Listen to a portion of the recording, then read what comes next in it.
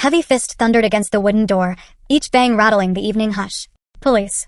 Open up," a voice shouted, sharp and commanding, cutting through the quiet suburban street. From behind the thin crack in my living room curtains, I watched two uniformed officers stand tense on Mr. Peterson's front porch. Red and blue lights flashed across the neat hedges and drawn shades of our sleepy neighborhood. My heart slammed in my chest with each unanswered knock. I crouched lower, peering from my darkened living room. Every muscle in my body was wound tight, poised somewhere between hope and dread. 5 minutes ago, I was on the phone with a 999 dispatcher, voice trembling as I told them what my 7-year-old daughter claimed to have seen. Now, those same police officers were at my elderly neighbor's door, demanding he let them in. The silence from the house was suffocating. No shuffling footsteps inside. No indignant shout in response. Nothing. "Mr. Peterson, this is the police," Sergeant Williams bellowed, pounding again. The doorframe quivered under the force, but still there was no reply. I realized I was holding my breath. In my mind, a dozen frightening scenarios played out at once. Was he hiding in there, perhaps poised to hurt the child I was suddenly certain was trapped inside? Was I wrong entirely, and about to ruin an innocent man's life for no reason? Or, worst of all, had we come too late? My fingers dug into the curtain's edge. Across the room, Officer Martinez, who'd been left behind to keep an eye on my daughter and me, stood by the front door of our house, radio in hand. Lucy was upstairs in her bedroom as I'd instructed, probably huddled on her bed with her stuffed rabbit, wondering what was happening. I tried to swallow, but my throat was bone dry. I couldn't tear my eyes from the scene unfolding next door. At last, one of the officers motioned to the other. They stepped back from the door. One reached for his belt and produced something. A steel tool, maybe a pry bar or a battering ram. I saw Sergeant Williams nod, his jaw set. A split second later came a deafening crack as the tool splintered the front door near the lock. Wood gave way with a pained groan. The officers surged inside, disappearing into the dim interior of Mr. Peterson's house. For a moment, everything went eerily still. I could no longer see them, and the only sound was the distant crackle of a radio and my own pulse roaring in my ears. I gripped the windowsill, knuckles white. This was it, the moment of truth. "Please," I begged silently, "let him be in there. Let the boy be alive. Let my daughter be right." Just a couple of hours earlier, everything had been perfectly ordinary. I was in the kitchen making a cup of tea while 7-year-old Lucy played in our backyard after school. She laughed to herself, hopping between the flower beds, completely carefree. The late afternoon sun streamed through the window, and I remember thinking how peaceful the day felt. It was a Thursday, and I'd taken the afternoon off work to catch up on chores and be home when Lucy returned from school. Once she'd finished her snack, she dashed out into our fenced yard to play before dinner. From time to time, I glanced out to check on her, her little blonde ponytail bobbing behind the hedge or her pink sneakers flashing across the grass. All was well. Nothing out of the ordinary at all. I turned off the stove just as the kettle began to whistle and poured boiling water into my mug.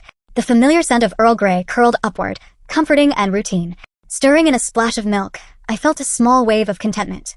These quiet moments were rare, and I savored one while I could. Lucy's laughter drifted through the open window, now mixed with the sing-song of her making up some silly tune. Everything was peaceful. But that peace shattered with the bang of the back door slamming open, so hard it rattled the pots hanging above the counter. I jolted, nearly spilling my tea. In sprinted Lucy, breathless and wide-eyed, her cheeks flushed bright cherry. She almost tripped over the doorstep as she burst into the kitchen. "Daddy, I saw a zombie!" Lucy screamed, voice shrill with a mixture of excitement and fear. She stood there in the doorway, chest heaving as if she'd been running for her life. Her tangled golden hair stuck to the sweat on her forehead, and her blue eyes were as big as saucers. She looked both terrified and oddly thrilled at the same time. "Zombie, huh?" I replied, forcing a sigh as I set down my spoon. I tried to keep my voice calm, adopting my stern dad voice, even as my heart was still jumping from the sudden scare. "Sweetheart, what did we say about zombies?" Lucy's shoulders slumped a little. She knew exactly what I meant. Ever since she caught a glimpse of that scary TV show last week, Lucy had been seeing zombies everywhere. Any neighbor who looked even a little old or tired became a potential member of the living dead in her active imagination. It had been amusing at first, but it was quickly getting out of hand.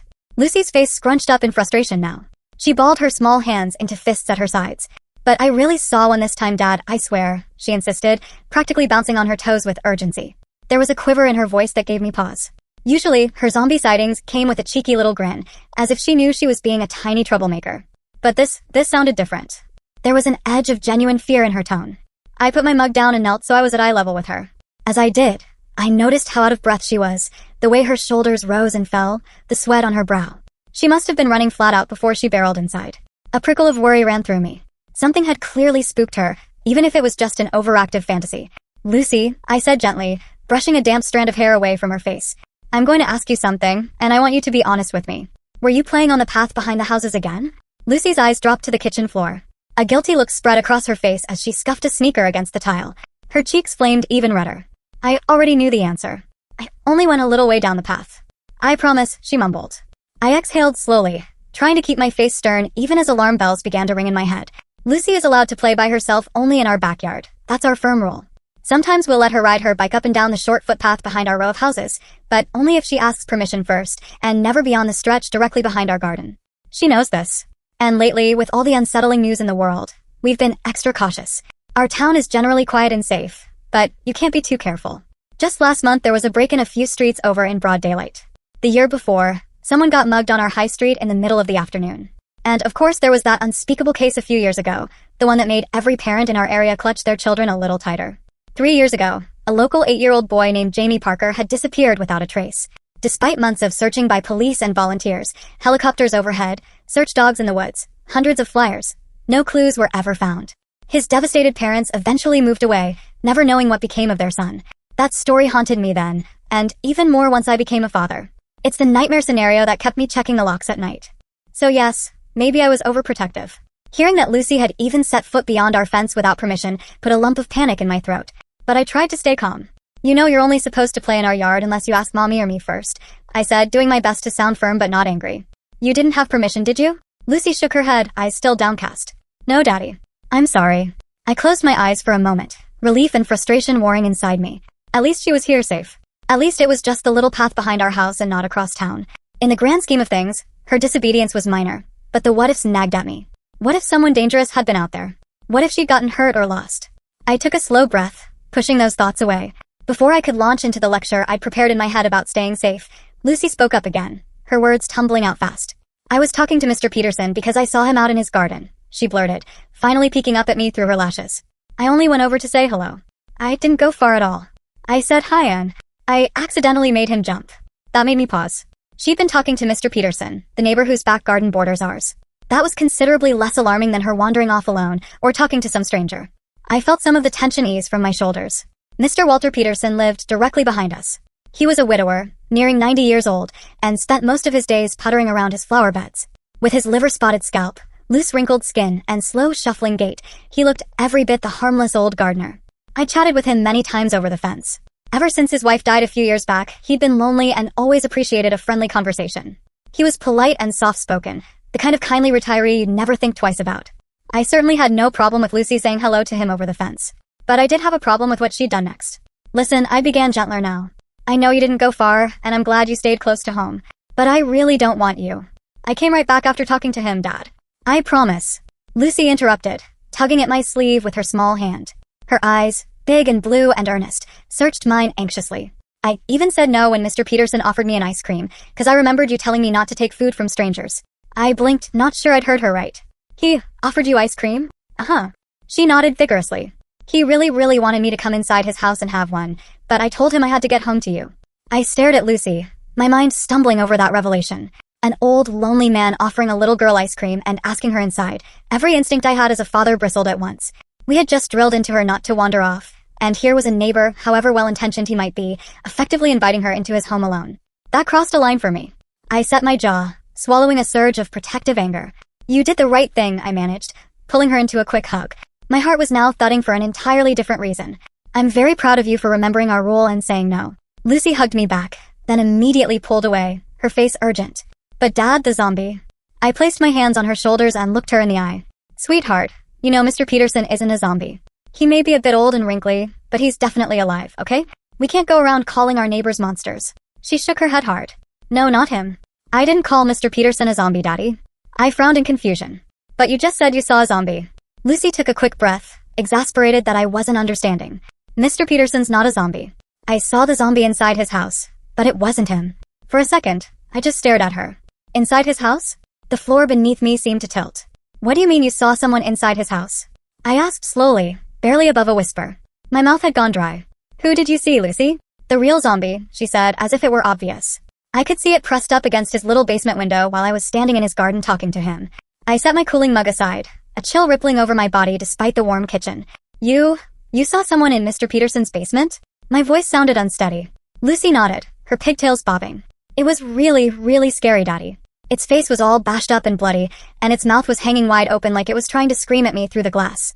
She made a small, horrified face to demonstrate. eyes wide, mouth agape in a silent scream. I just stared at her, my hand loosely covering my own mouth as if to hold back my rising dread. It was a little boy, Lucy went on, her voice trembling now. Maybe 8 or 9 years old with yellow hair kinda like mine. I didn't even know kids could turn into zombies. I thought it was only grown-ups who become the walking dead. The room began to spin. 8 or 9 years old. Blonde hair. A little boy. A flicker of an image flashed through my mind. A freckle-faced school photo, the one that had been on the news. Jamie Parker, age 8, missing for 3 years. Blonde hair. Blue eyes. My stomach lurched violently. Lucy, I managed to croak. Are you absolutely sure it wasn't, say, a Halloween decoration? Or maybe Mr. Peterson's TV was on? She shook her head fiercely. No, it was real. It was moving, and it looked right at me. I think it wanted me to help it. My legs nearly gave out. I grasped the edge of the counter to steady myself as a nauseating cocktail of fear and realization flooded through me. Lucy looked up at me with innocent, worried eyes, oblivious to the bombshell she'd just dropped. If she was right, if she truly saw what I now suspected she saw, then my 7-year-old daughter might have just cracked open the most heartbreaking cold case our town had ever seen. I had to act and fast. Lucy, I said, surprised by how calm and steady my voice had suddenly become. A burst of cold clarity had overtaken me. I need you to do exactly what I tell you, okay? She nodded, startled by my sudden change in demeanor. I want you to go upstairs to your room right now and stay there until Mommy gets home. Don't come downstairs no matter what you hear. Not until one of us comes to get you. Understand? Her face fell. Am I in trouble? I forced a reassuring smile and stroked her sweaty hair. No, honey. You're not in trouble at all. You did really good telling me what you saw. I just need you to stay upstairs for a little while, all right? Lucy chewed her lip, clearly confused and a little scared by how serious I was. But she nodded obediently. Okay, Daddy. I walked her to the foot of the stairs and kissed her forehead. Grab Bun Bun and play in your room for a bit, okay? I'll come get you soon. I promise. Her lower lip trembled. You won't let the zombie get me, right? My heart twisted. Never. You're safe, sweetheart. I won't let anything hurt you. She held my gaze for a moment, then turned and scurried upstairs. I waited until I heard the soft click of her bedroom door closing. Then I sprang into action. With trembling hands, I snatched up my phone from the counter and dialed 999 as fast as my fingers would allow. The call was a blur. My pulse thudded wildly in my ears as I blurted out everything Lucy had told me, our neighbor's basement window, the pale, injured little boy she'd seen pressed against the glass, how he matched the description of a child who'd been missing for years. To my immense relief, the dispatcher didn't question if it was make-believe. She immediately took it seriously. Officers were on their way, she said, and I was not to alert the neighbor or leave my house under any circumstances. Those minutes waiting for the police felt like hours. I paced the living room in a haze of panic and doubt. What if Lucy had imagined it? What if I was about to sick the cops on an innocent old man and humiliate us? But then my eyes landed on the back window, on the corner of Mr. Peterson's house visible over our fence. What if she wasn't imagining it? What if a little boy was trapped in there right now, needing help? The thought made me sick to my core. I was still clutching the phone with the dispatcher on the line when distant sirens finally wailed, growing louder. Blue lights strobed through our front window as 2 police cars screeched to a halt in front of our house. I dropped the phone and rushed to open my door. 3 officers and a gray-haired sergeant were already jogging up my driveway. Mr. Davies, the sergeant barked, eyes flicking between me and my house as if assessing a potential threat. Yes, I'm Daniel Davies. I'm the one who called. I stammered. My whole body was shaking, adrenaline surging now that help had arrived. I'm Sergeant Williams, he said briskly.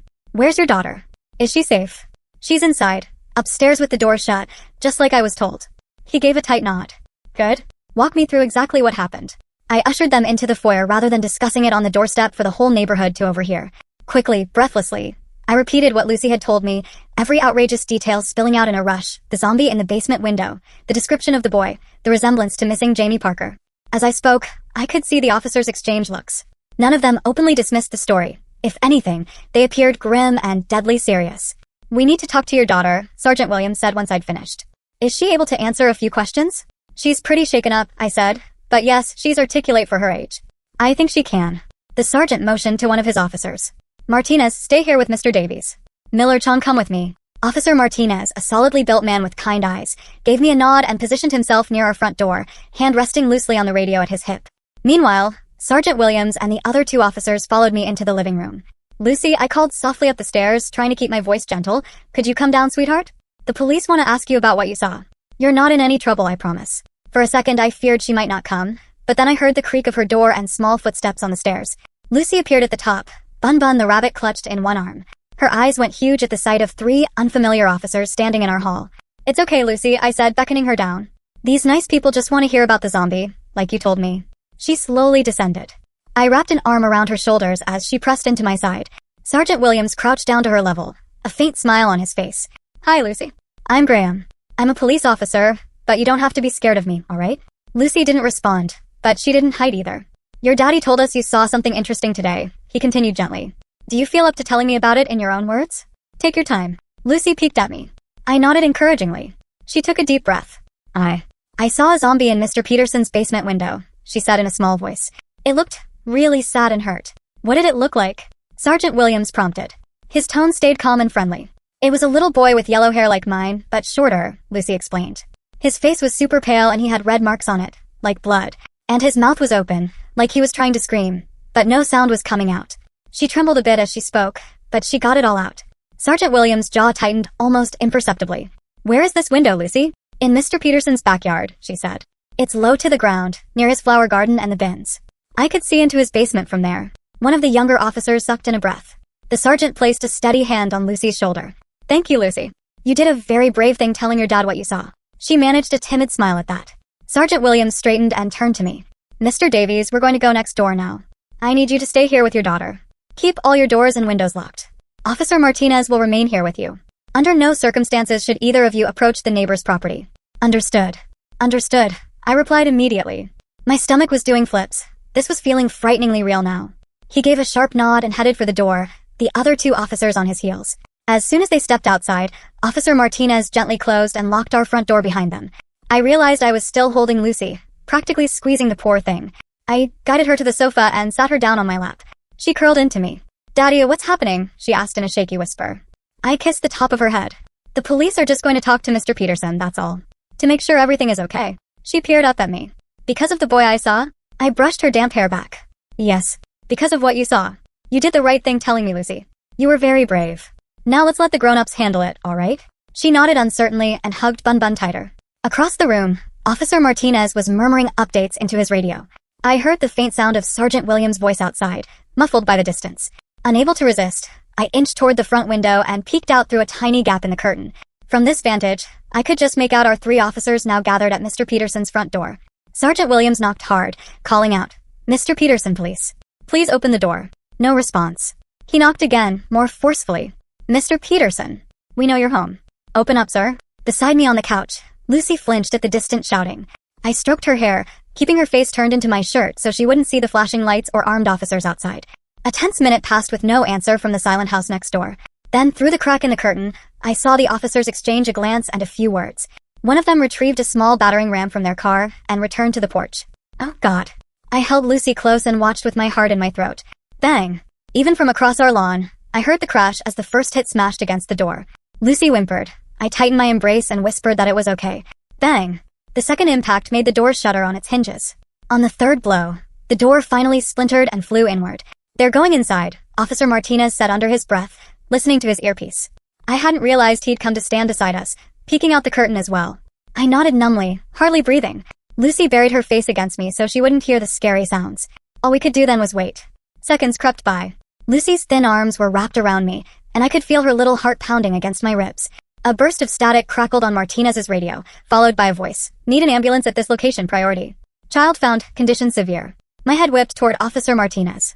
He met my eyes, his expression flashing with something like astonishment before he masked it.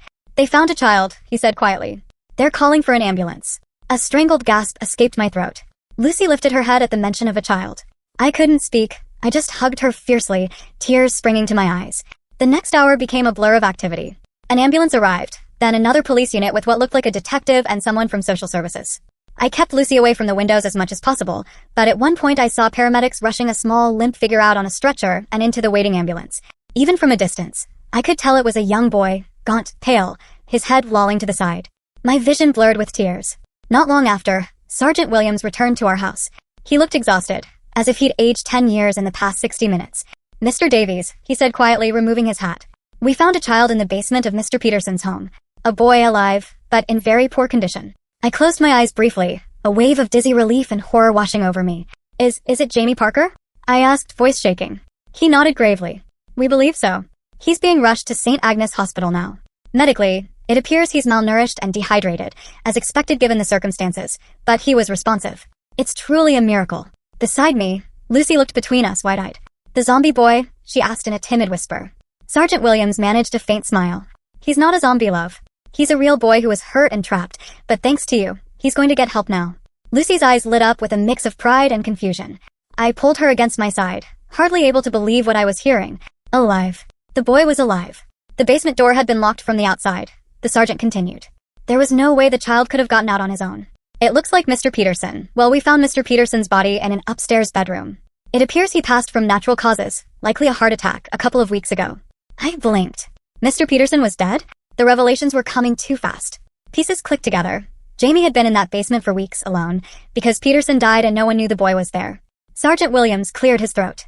It seems Walter Peterson kidnapped Jamie about 3 years ago and kept him hidden in a soundproof room in the basement. He was bringing him food and so on, until he died suddenly. The boy has been alone since then. If your daughter hadn't spotted him when she did, he trailed off, shaking his head. Another day or two, and I'm sorry to say it likely would have been too late. I felt a burning pressure behind my eyes. I scooped Lucy into my arms, holding her as tightly as I dared. My little girl, a rule broken, a glance into a window, and she had saved a life. Sergeant Williams managed a tired smile at Lucy. You did something very brave today, young lady. You helped save that boy's life. Lucy hid her face in my shoulder, suddenly bashful. I stroked her back. Do you hear that, Luce? You helped save him. She peeked up at the sergeant. Is the boy going to be okay? He nodded gently. He has a lot of healing to do, but the doctors will take care of him. He's going to be okay now, thanks to you. A tiny proud smile appeared on her face. After the officers left, I sank onto the couch, weak with adrenaline crash. Lucy climbed into my lap and we just held each other in the silent house, trying to process what had happened. Over the following days, the police pieced together the full story. Walter Peterson had indeed kidnapped Jamie Parker and held him captive in that basement room for 3 years. It turned out the room was completely soundproof, which is why none of us neighbors ever heard a peep. Jamie had essentially vanished off the face of the earth, right under our noses. Peterson continued living his outwardly normal life, tending his garden, waving hello to neighbors, while a stolen child languished in his basement. Then, roughly 2 weeks before our discovery, Mr. Peterson suffered a fatal heart attack. With his captor gone, Jamie was trapped alone behind multiple locked deadbolts in total darkness, with only whatever meager provisions were left. The fact that he survived until Lucy saw him was nothing short of miraculous. Later, investigators told me that Jamie had spent days standing on a small box, pressing his face to that tiny basement window, hoping anyone would see him. And someone finally did. Lucy didn't fully understand the enormity of what had happened. We gently explained to her that Mr. Peterson had done a very bad thing by keeping a boy locked up, and that the boy was sick because of it. Sometimes she would ask, why would Mr. Peterson do that? He was always nice to me. I had no answer. No one did. Maybe something broke in him after his wife died. Maybe he'd simply hidden a monstrous side all along. We'll never really know. It was unsettling and profoundly sad to realize the friendly old man over the fence had been capable of such evil. I felt anger, betrayal, confusion, but ultimately relief that, whatever his motives, the secret died with him and Jamie was safe. And Jamie was safe. In the hospital, he slowly began to recover. His parents were notified immediately and flew back to town the moment they heard the news. The reunion that followed, once Jamie was stabilized, became the lead story on every local media outlet. A week later, the local news ran a short segment about Jamie's miraculous rescue and reunion with his family. Our entire town rejoiced to see a smiling Jamie leaving the hospital in his parents' arms. There wasn't a dry eye in our living room as we watched the boy everyone thought was lost finally get to go home. In the months that followed, life tried to settle back into something like normal. Jamie spent a few more weeks recovering in the hospital, then continued to heal at home with his family. They sent us a heartfelt thank you card not long after, addressed to Lucy. In it, they expressed their eternal gratitude that she had saved their son. Inside the card was a photograph of Jamie taken about 2 months after being found. He was standing in a sunny yard, looking healthy and happy, with a big gap-toothed smile. We stuck that photo on our fridge, and every time I see it, I can't help but smile. As for Lucy, she was hailed around town as a bit of a hero, much to her 7-year-old embarrassment. My wife and I did our best to preserve her normal routine and keep things from becoming too overwhelming. Kids are resilient. Soon Lucy stopped talking about zombies entirely. She went back to playing in the backyard, laughing and singing as if nothing had ever happened. But I noticed she would occasionally sneak a glance over the fence at Mr. Peterson's now vacant house. She knew, in her own way, that something very dark had occurred there. A new family is set to move into that house next month. I'll admit, I have mixed feelings. Part of me wants to warn them, to make sure they know what happened under those flowered eaves. But another part of me thinks maybe it's better if that ugliness stays in the past. We haven't told the new neighbors about the basement. Perhaps they'll hear the story eventually from someone in town, or perhaps not. All I know is that when I see their children playing in that yard someday, I'll smile and wave, being the best friendly neighbor I can. And I'll silently wish them nothing but ordinary, uneventful afternoons. Sometimes, out of the blue, Lucy will ask me if zombies really exist. I always tell her the truth. No, they don't. but that sometimes real people can be much scarier than any monster on TV. And because of that, if she ever sees something that doesn't feel right, she should always tell mommy or daddy. Lucy just nods and says, I will. And I know she will. After everything that's happened, I've learned that sometimes it's best to let the past lie quietly. Not every truth needs to be dragged into the light. Some secrets are better left buried.